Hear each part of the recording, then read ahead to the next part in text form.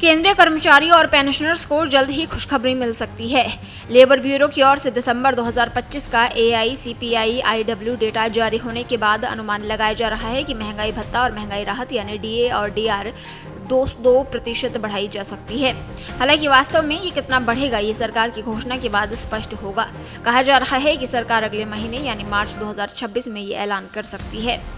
आपको बता दें 7वें वेतन आयोग का समय 31 दिसंबर 2025 को खत्म हो चुका है, पर 8वें वेतन आयोग की सिफारिश होने और उनके लागू होने तक 7th CPC के बेसिक वेतन पर ही DA का कैलकुलेशन होता रहेगा।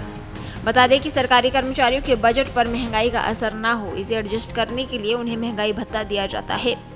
केंद्र सरकार साल में 2 बार जनवरी और जुलाई में DA बढ़ाती है। इसका कैलकुलेशन बेसिक पे पर किया जाता है। ऐसे में DA बढ़ने पर कर्मचारियों की सैलरी बढ़ जाती है, वहीं DR बढ़ने पर पेंशनर्स की कुल पेंशन बढ़ जाती है। DA-DR का कैलकुलेशन AICPI-IW के 12 महीने के औसत के आधार पर किया जाता है।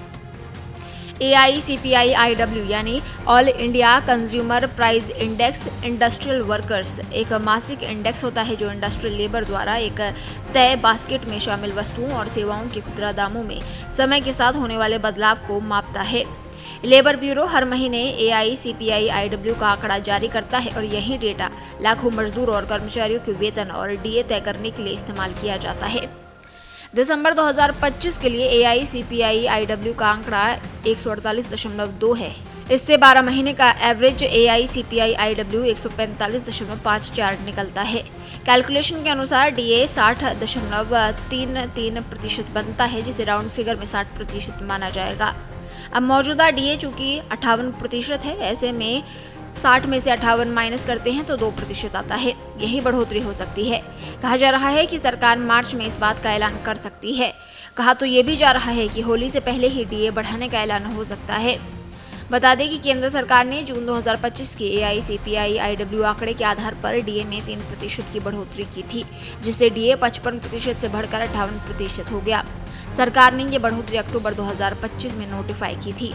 तो 20,000 रुपये से लेकर 1 लाख रुपए तक वालों की सैलरी कितनी बढ़ जाएगी, अगर इसकी बात करें तो मौजूदा समय में DA 58% है। अगर 2% बढ़ोतरी होती है तो DA बढ़कर 60% हो जाएगा। इससे केंद्रीय कर्मचारियों की सैलरी भी बढ़ जाएगी।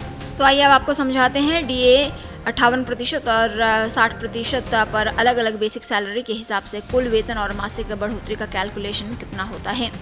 जिनकी बेसिक सैलरी 20,000 है, 58% DA पर उनका कुल वेतन 31,600 रुपये है और 60% DA पर कुल वेतन 32,000 रुपये हो सकता है, यानी मासिक बढ़ोतरी 400 रुपये है। वहीं जिनकी बेसिक सैलरी 30,000 रुपये है, 58% DA पर कुल वेतन 47,400 और 60% DA पर कुल वेतन 48,000 रुपये है, यानी मासिक बढ़ोतरी 600 रुपये है। वहीं जिनकी बेसिक सैलरी 40,000 रुपये है, 58% DA पर कुल वेतन 63,200 रुपये और 60% DA पर कुल वेतन 64,000 रुपये है, यानी मासिक बढ़ोतरी 800 रुपये है। वहीं जिनकी बेसिक सैलरी 50,000 रुपये है, 58% DA पर उनका कुल वेतन 79,000 रुपये और 60% DA पर कुल वेतन 80,000 रुपये है, यानी मासिक बढ़ोतरी 1,000 रुपये होगी।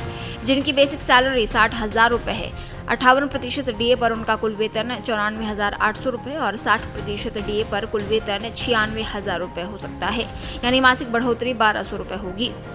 वहीं जिनकी बेसिक सैलरी 70,000 रुपये है, उनके 58% DA पर कुल वेतन 1,10,600 रुपये और 60% DA पर कुल वेतन 1,12,000 रुपये, यानी मासिक बढ़ोतरी 1,400 रुपये।